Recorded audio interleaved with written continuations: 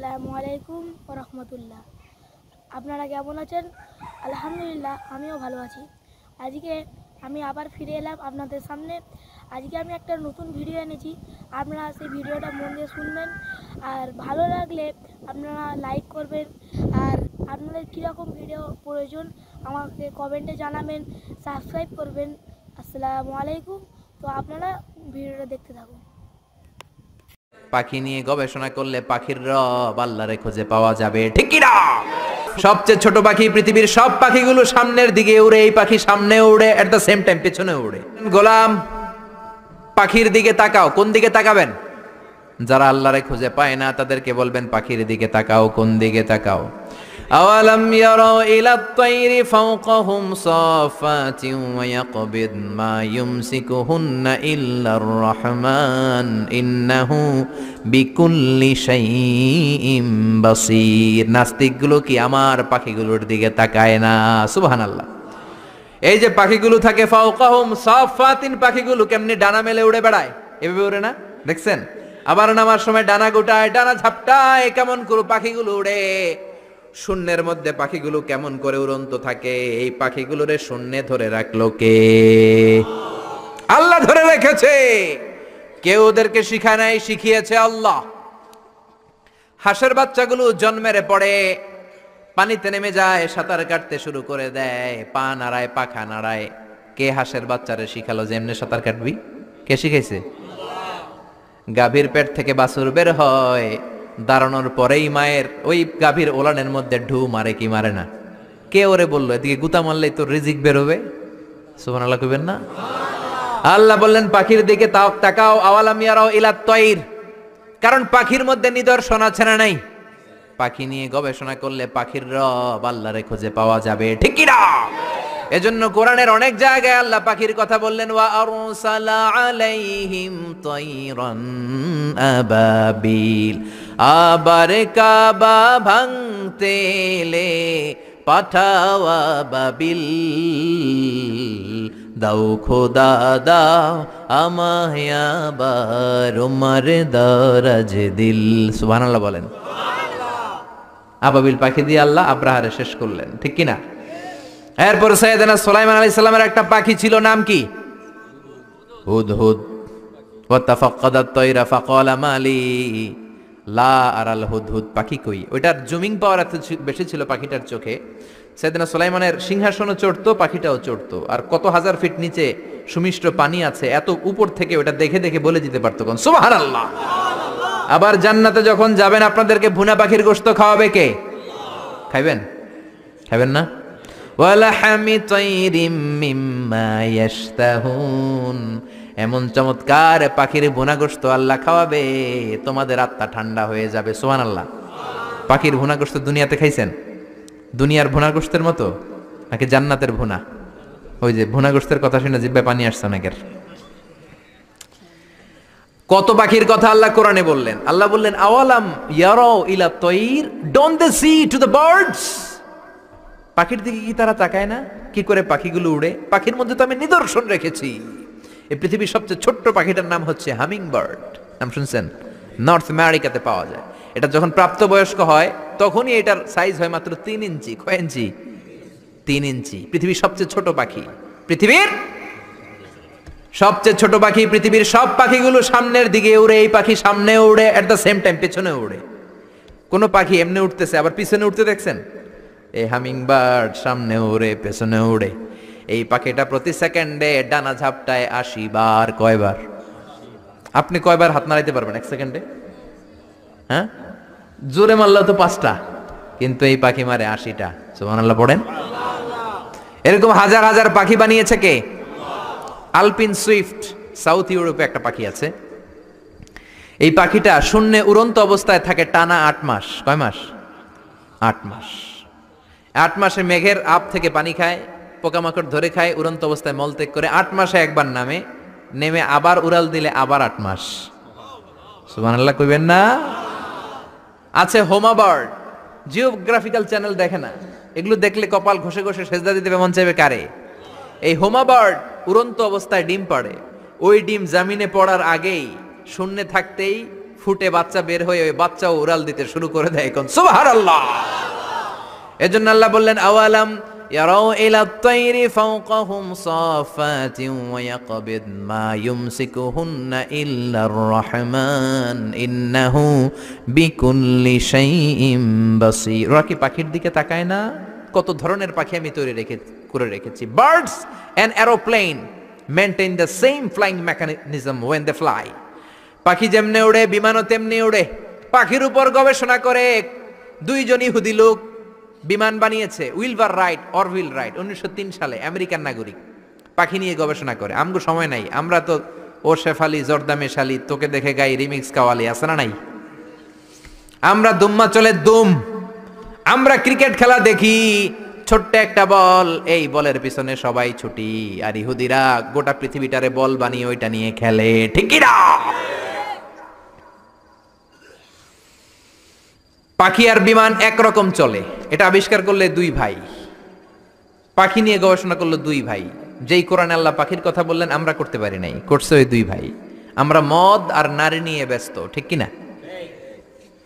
ওই দুই ভাই গবেষণা শুরু করলো, পাহাড়ে শুয়ে শুয়ে পাখির ছবি আঁকে, পাখিটা কেমনে টেক অফ করে, কেমনে ফ্লাই করে, কেমনে ল্যান্ড করে, গবেষণা শুরু হয়ে গেল।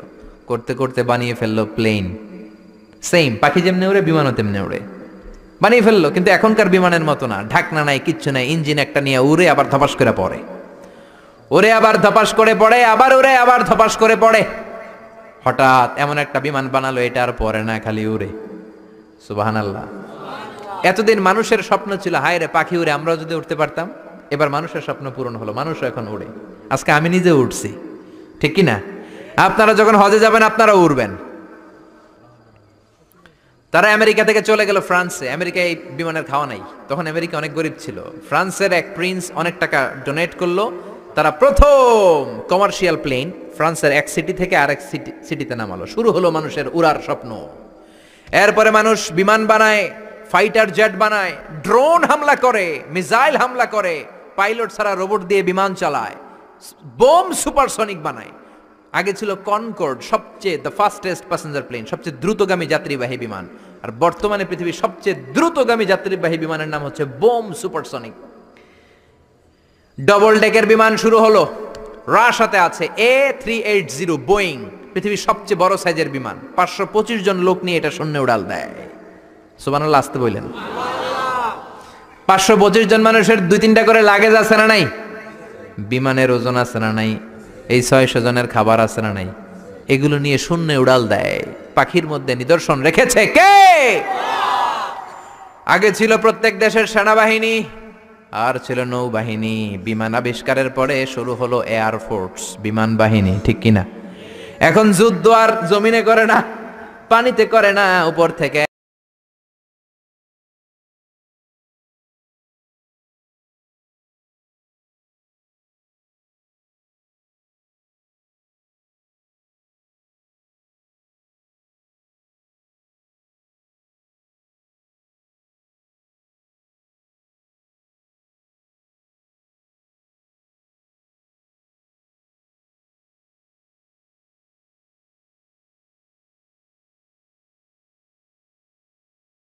খুঁজে পাবা, ঠিক কিনা?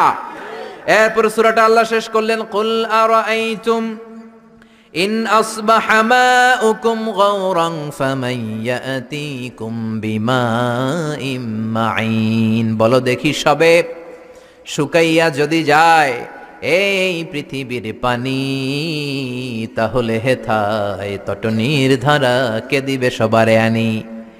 একদিন যদি টিউবওয়েল চাপার পরে পানি না পাও, মোটর ছাড়ার পরে দেখো পানি বেরোয় না, টিউবওয়েল চাপতেছো পানি নামে না, তুমি করে পানি দিব কে? ডোনাল্ড ট্রাম্প নাকি? নাকি আপনাকে এমপি দিতে পারবে? পানির মালিক কে? এজন্য পানি কার কাছে চাবেন? নাকি মেঘের কাছে চাবেন? নাকি ইসরাফিলের কাছে চাবেন? নাকি মিকাইলের কাছে? নাকি ইন্দ্রের কাছে? হিন্দুরা পানি চায় ইন্দ্রের কাছে, ইন্দ্র দেবতা আছে না নাই? ওরা মনে করে ইন্দ্র দেবতা পানি দেয়। আবার আমরা বৈশাখীর কাছে চাই কি চাই না? বৈশাখী মেঘের কাছে জল চেয়ে তুমি কাঁদবে, আমি চাই না তুমি কাঁদবে আমি চাই না। তো চাস না তো বৈশাখীর কাছে চাবি কেন? বৈশাখীর কাছে চাওয়া যাবে না, ইন্দ্রের কাছে চাওয়া যাবে না, মেঘের কাছে চাওয়া যাবে না, চাইতে হবে কার কাছে? একজনই আমাদেরকে বৃষ্টি দিতে পারেন, একজনই আমাদেরকে বিশুদ্ধ পানি সরবরাহ করতে পারেন, তিনি কে? আল্লাহ মেঘ দে পানি দে ছায়া দে রে তুই, আল্লাহ মেঘ দে, পড়েন, আল্লাহ মেঘ দে পানি দে ছায়া দে রে তুই, আল্লাহ মেঘ দে। কে দিতে পারে? কে দিতে পারে? সে আল্লাহ বললেন, গোলাম আমি মিষ্টি পানি দেই, আবার আমি লবণাক্ত পানি দেই। মারাজাল বাহরাইনি ইয়ালতাকিয়ান বাইনাহুমা বারযাখুন লা ইয়াবগিয়ান ফাবিআইয়ি আলাই রাব্বিকুমা তুকাযযিবান। এইদিকে লোনা পানি, এইদিকে মিঠা পানি, একটার একটার সাথে মিশে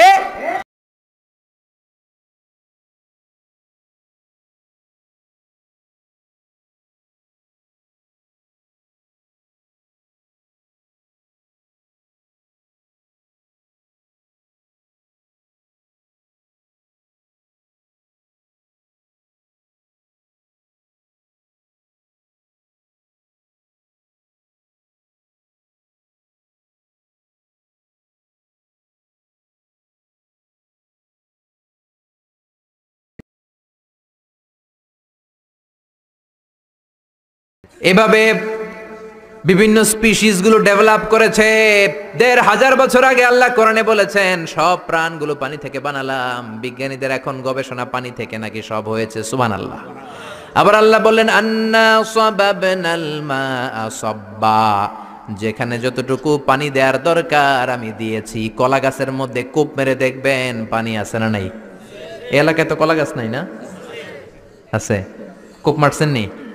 হ্যাঁ, মানুষের গায়ে মারেন না, আবার কলা গাছে মারেন।